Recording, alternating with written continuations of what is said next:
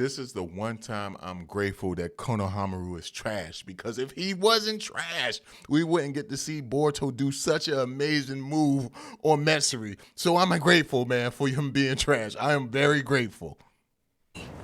I'm going to send you to the same place I sent the 7th Hokage, Boruto. What's up, y'all? We back at it, man. We got the fan translations for the next chapter of Boruto, chapter 21. If you want to wait for the official chapter, it's cool. I understand. You could come back at a later time and watch this video. And I also encourage, for those who do watch this video, go take the time out to read the official when it comes out in just a couple of days, because like this shit is fire. But I imagine it's going to be even better with some of the official translations. But dang, Sarada, my girl, oh my gosh, she is on a whole nother level. Now, I already know there's going to be debates out there whether or not she's stronger than Sasuke was when he was that age. I know those debates are going to be going around online. They probably already have been before this chapter even came out. And for me, I'm going to go ahead and answer and let you know my take on it. I feel like Sarada is stronger than Sasuke when he was at this age, but I feel like if them two were to fight it out, I think Sasuke would win because he has more battle experience. It doesn't matter how much power you have if you don't have the skills to utilize that power. So that's why I feel like Sasuke will win. Now, I just had to put my take out there because I've been seeing the debates, and I know even more about to come after this chapter actually drops. But man, she impressed me with this chapter. Like I was like tensed up reading it, like, yo, what is she gonna do next? Like, I love that I had that feeling. This might be one of my favorite chapters since the time skip. If it ain't my favorite, it probably number 2, hands down. You know what I'm saying? I gotta look back at the other chapters we gotten so far, but dang, she killed this. And man, they made her look like a beast, and they made my boy Boruto look like a goat. I feel like what he did in this chapter is on par with him stepping on your boy Cold Face. Like when he did that, I was just like, yo, damn, Boruto on a whole nother level. And when he showed up in this chapter, I'm like, damn, this is Boruto. You know what I'm saying? Like, he did his damn thing. I don't know how I feel about Koji though. After reading this chapter, I don't know how I feel about Koji, on the strength that I know what he's doing is for the best for the future, but some of that stuff kind of dirty. And I know some of y'all probably gonna disagree with me, like, nah, man, he making the tough decisions. He's deciding what to tell Boruto be based on what he think the future will, the path of the future will take. And I get it. He's making the tough decisions, but like, damn, some of that stuff is tough. And I'm not even the biggest Yadu fan, but just after hearing what he did in this chapter, I'm kind of like, yo, that was a bitch move, Koji. That was a bitch move. Now I might be sipping, messing up, and maybe you guys could correct me and say, nah, Nero, it's for the best of the village, And if that's the case, hey, look, I'll apologize. But like, yo, hey, he doing some dirt, man. He doing some real big dirt. He kind of remind me of Amado right now, and seeing how Amado created him, it makes sense. But your boy Konohamaru, I don't know what to do for this boy, man. Sometimes I feel like I'm being too hard on him. Then stuff like this chapter come out, and I'm like, I wasn't hard enough, man. Like, this dude deserved tough love, man. I want so much for him, man. You ever had that one character you just like, what they're capable of, and you're like, yo, this guy's destined for greatness, and then every time he gets a chance for that greatness, he damn fumbles the ball. I just, Konohamaru, please, man, please. Like, I don't even want to get into it. It's only going to piss me off. Not only that, Mitsuki kind of made me mad in this chapter as well. Like, this dude just stood on the sideline. You know who Mitsuki reminded me of in this chapter? He reminded me of the current Piccolo. Well, Piccolo before Dragon Ball Superheroes. That's the Piccolo he reminded me of whenever something's going on the battlefield with Goku and Vegeta as they're fighting this big, powerful threat. You got Piccolo on the sidelines to narrate and tell us what's going on so that we can understand and comprehend. That's what Mitsuki was in this chapter. Oh my gosh. Look at Sarada. Oh, she's using her new ability. It controls gravity. When he had all the chances to get up there, do something, help, destroy the bud, something. Nah, this dude is just like, yeah, she's impressive. That's what he did the whole chapter. He was a Piccolo, man. Hey, look, man, Mitsuki, like I desire just as much from you as I do for Konohamaru. Man, you got Sage Mode, and you was trained by Orochimaru. You're his son. Boy, do something. Do something. But maybe I'm being too harsh on these guys. Maybe. But right now, I feel like the only stars in the show right now is Boruto, Sarada. Shoot, I even give him his props. That blade was crazy. I feel like those are the only people carrying this joke right now. Everybody else, they all phonies. They're fakes. Like my boy Stain would say, like, yo, we got to purge this world of these false heroes. Like, that's how I feel right now. But all in all, man, I really enjoy this chapter, but I can't stress to you guys enough. Make sure you take the time out to go read the official chapter when it drops. I got to say it again. But also, I will say one thing I'm really loving about the Boruto series. I'm really loving how they find ways to make Naruto a big part of the series. And granted, the show started as Naruto, or the series, and now it's Boruto. But I just love the fact that Naruto has shaped the future of so many lives. Like, you got Kawaki, who wants to do whatever he can to protect Naruto because how much Naruto means to him. And then you got a character like Sarada, who wants to be a Hokage just like Naruto, and she's pretty much taking in all the things that she learned from watching him as a Hokage and saying that's what she wants to be. She wants to be that person who treats everyone within her village like family. I just really like the fact that Naruto helped shape this generation of new shinobi. Now, not all of it's for the best when you think of Kawaki, but there are some great good when you think about it, like Sarada as well as Konohamaru, despite how we feel about them. So I really do like the fact that they actually putting that into the series, and it still makes it feel like Naruto is a part of the series, even though right now he's hidden away because of Kawaki. So I do like that. And even down to Sasuke, him too, just, with the flashbacks we got in this chapter about how Boruto said he wants to be like Sasuke. He wants to be like Sarada's father, where he's the, your right-hand man. He'll always be by your side. He'll play the support. I really like that as well, man. I think that was a great moment that we got in this chapter. But we about to dive right into it, man. Again, subscribe, hit the bell. Let's get to it. So we got the color page. And I gotta admit, this is probably the rawest color page we've had. It got Sarada on the cover, and it's not the best because of Sarada. Granted, she does look golden in this design. I'm starting to like her outfit more and more.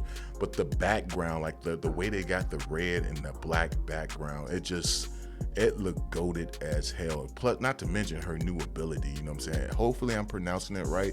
Ohirume, hopefully I'm pronouncing it correctly, but like just that, and then the background, this might be one of my favorite color pages that we've gotten for the series so far, man.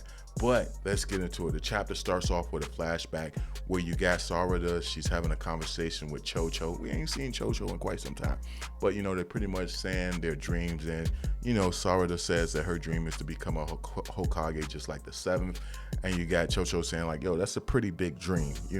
My dream is just to find a boyfriend, and that's crazy that that's a dream of a kid, but it makes sense. It does seem realistic. A kid her age, that probably will be their dream. And then that's when you got Boruto coming up saying like he's aiming to be a shinobi just like Sarada's dad, referring to Sasuke, and he says like, yo, I'll play the support as you're this Hokage, and I'll protect you very well. I like that. And then you see where the class rep says she's having a conversation with Sarada, and she says it doesn't bother you at all whether Boruto's popular with the girls, which means that other girls like Boruto that we probably are unaware of. They may have shown hints of it in the many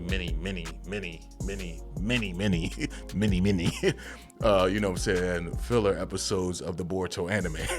I didn't watch all of them. I watched certain ones. I watched most of them up to like episode 120, 140. After that, I start picking and choosing which episodes I watch based on the preview. I will watch the preview. But anyway, you got it where, the class rep is asking Sarada that, and she says, nah, I don't got time for that. Her only focus was trying to be a Hokage like the seventh.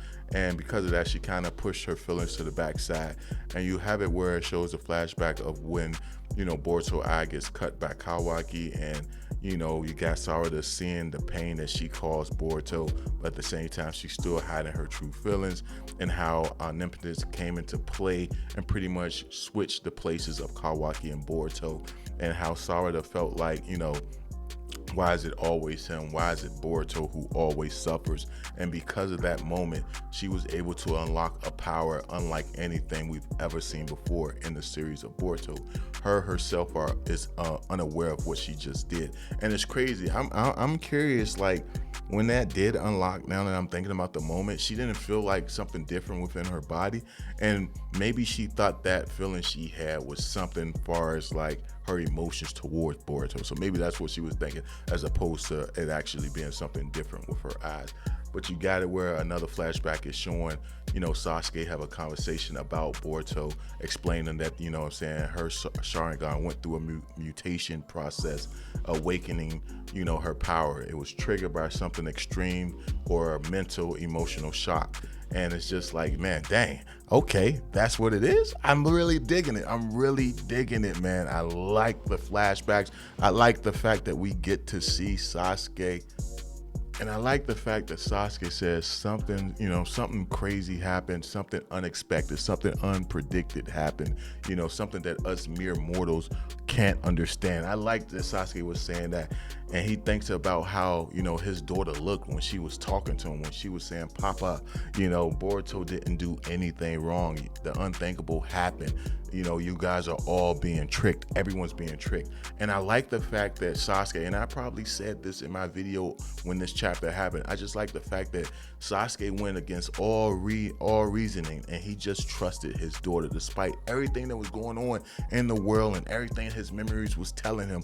He chose to believe his daughter, and what she was saying was the truth, because he seen her eyes awaken, and he knew that wouldn't just happen for any old reason, that she had to suffer some type of shock, some type of trauma for her powers to awaken like that. And he goes to say, like, yo, she's probably unaware of it herself, but there will come a time in the future where her powers, where she will become aware of her powers, and it will become a big asset to the Leaf Village. And I like that. And then it jumps back to present day, and you just see this amazing panel of your girl Sarada standing there with the orbs around her. This junk looks so golden. And then the way her eyes look as is locking on your boy Ryu, like, yo, hey, look, man, you ain't escaping my sight. And of course, you got everybody on the battlefield observing her, except for Yadu.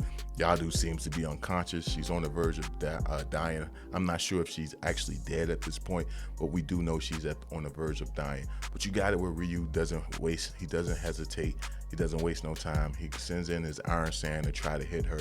But you see it's being drawn into these orbs, these black orbs, these spears, so to speak. And you got it where he's thinking to himself, like, yo, this must be her ability.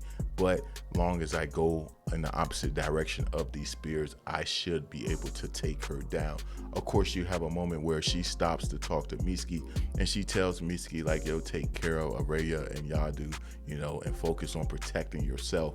Of course, Mitsuki's just, like I said, he's just looking, and he's not even trying to, like, give her any aid. Like, yo, I feel like he should have been throwing some snakes in the sand, allowing them to creep up on your boy Ryu, something like that. He should have been doing something. I'm not saying he should have been, like, right number one and right in front of the battlefield and just charging straight at him, but he should have been doing something from the shadows, something sneaky, like we would have seen Orochimaru do in the past. I mean, you're his son. Show some of his characteristics, please. But anyway, you got it where she says, don't worry, I just awakened this ability, as I already understand how to use it and what it is. So that's crazy. She already has the knowledge of her powers. But of course, you got it where Ryu tries to attack her from her blind side, but the orbs are still drawn in his iron sand, and he's like, yo, what the heck is going on? They work even if it's out of her sight, her line of sight. It still is drawn in my sand.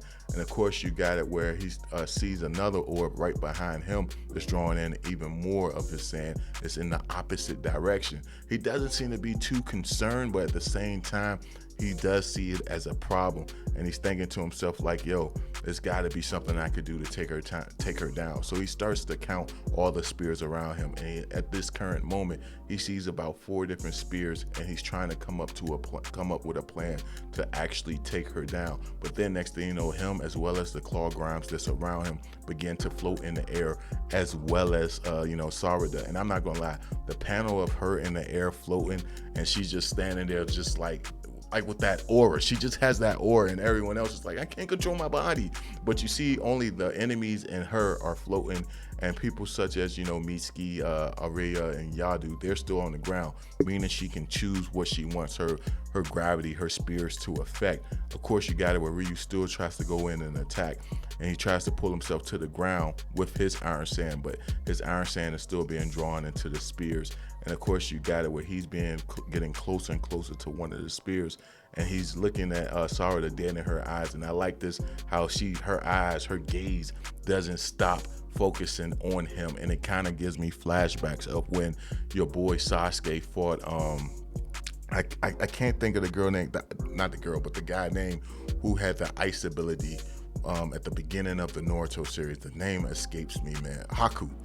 He was facing off against Haku, and when Sasuke first awakened his eyes, and Haku was like, yo, every movement I make, his eyes are locked on me. That's what I kind of got the feeling of when I saw this moment in the chapter, because the way they drew her, each time they drew her eyes, it looked like they were just locked on Ryu. And I can't wait for this moment to actually happen in the anime, when the anime returns. I've heard great news, but I don't want to get into that right now. But of course, you got it where she starts thinking about herself from the past, and how her goal was becoming a Hokage, and how she was becoming impatient, and how she wanted it to happen, but she was unable to do anything, and she couldn't admit to herself that she was actually powerless. She felt powerless. She was scared to face reality, so she turned away from it. And she's saying all of this to your boy Ryu, and she's saying like, she actually really thought about Boruto. She thought about other things as well, but she kind of hid it away. She thought all of that was a weakness, so she denied it. And she knew also she was denying the power that she kept hidden. So she was aware that she had a hidden power in her, but she wasn't willing to accept it and face it. And I'm very curious what's the meaning of that. And maybe in the future we'll find out her true feelings that she try to suppress along with her powers, because I still feel like she's holding even more secrets from us that she doesn't want to be let out, maybe more so that she loves Boruto, something along those lines. But you got it where Ryu says, quit babbling, you emo girl, and he goes in to attack her, and that's when she makes this giant orb or giant spear behind your boy Ryu, and this panel looks crazy. The gravity around it just looks so intense in this picture, and you got it where he's looking at her and she's looking at him, and he's like trying to move, and he's like, yo, it's a pulling force, and she says like, yo, I won't turn away no more. I will accept everything. If you run away from yourself, you can't confront the truths in front of you. And it's just an amazing panel. So you got it where he's trying to summon one of the claw grimes out of him so that he can go into the claw grime. I'm imagining that's what his plan is to do, so he can escape. But then the gravity is so strong on this spear that he can't even lift a single finger. Of course, they show panels of Jorah, and I'm imagining that Jorah is looking at her abilities, and he's saying, man, this looks crazy. And I wonder how Jorah would actually fare against this ability. Very curious. But at the same time, I imagine Jorah could probably shoot a beam through that cube, and it comes out of one of the Grimes' bodies and hit Sarada and her body. I imagine. But then we get the coldest panel ever, her with the blood leaking from the eye. Now, like other people said in the previous chapter, like, the eyes are dope, but it just don't have that edge if it don't got the blood. You know what I'm saying? So the blood running out just looks so amazing, if you ask me, man. And I know some of y'all probably like, yo, chill out, Nero, chill out. But yo, that shit just looks so golden. Then they got a panel where you can see the pattern of her eye in the background with the spears floating in the air, and her hair is kind of being lifted up. This junk just looks so amazing, man. It looks so amazing. But you got it where the spear that Ryu is attached to, it's just just like pretty much pulling him till he turns to dust, and you just hear him screaming, and he just disappears, and you just see Iron Sand floating in the air. And of course her power goes away. She ends up falling out of the sky. Mitsuki catches her, and you got it where you see that she just fell unconscious because she depleted too much of her chakra. So imagine how she'll be once she start using Sakura's ability with the diamond in the middle of her forehead. Imagine how powerful that ability will be. But you see the Iron Sand actually forming into a bud. But that's what I'm saying. Mitsuki could have grabbed this bud. He could have did it, man. He could have grabbed this bud and destroyed it. But no, he's just looking at it and he says, ooh, a soul thorn, a bud. And that's all he says. And while that's going on, you got your girl Ada delivering all the information and intel to your boy Koji, saying like, yo, Sarada awakened a new power. She was able to defeat Ryu. Of course, Koji says like, yes. He says, yes, she's awakened it. She's awakened her new power. This was one of the most important outcomes of the battle, was having her accomplish this feat.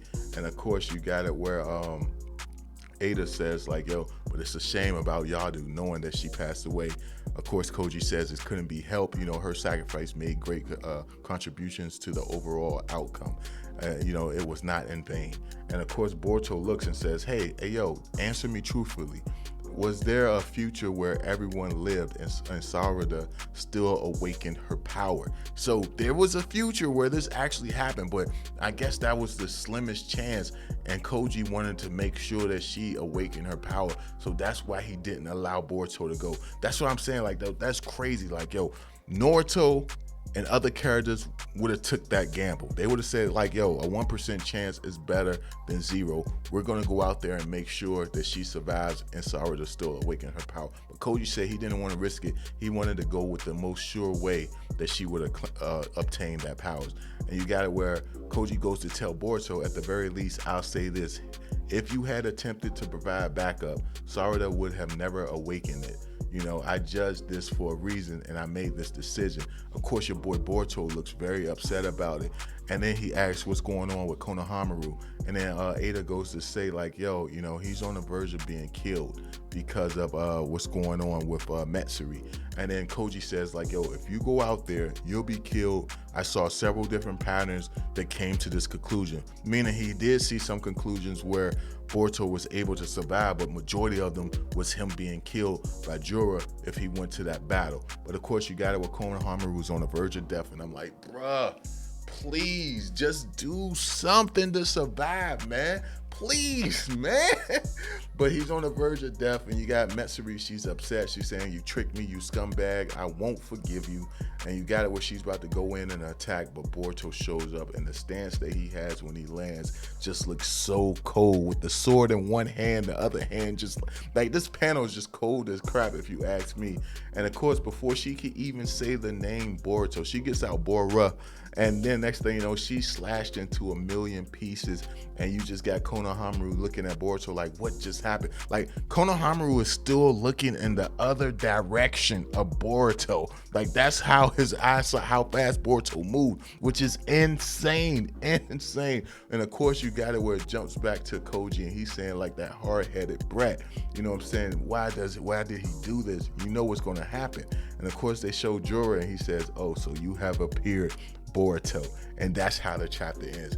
Goated chapter, man. This was crazy. It was insane. It was amazing, man. I want to see what's going to happen next, man. Will Sarada be able to help Boruto once Jura appears on the battlefield? Because I'm assuming that he's going to show up. Is this the end of Matsuri? Is this the end of Ryu? I got so many questions. We're going to just have to wait and see. But all in all, man, really enjoyed this chapter. Sarada, she did the damn thing. Sorry about y'all, dude. Your boy Koji, man, damn. He did a little dirty, man. He did some, man, he's dirty, man. He's dirty. Hey, yo, he's the next Shikamaru. Shoot. But let me know your thoughts down below, man. And if you like this video, thumb it up. Please subscribe. Remember to read the officials, and I will catch you in the next one, man. Peace.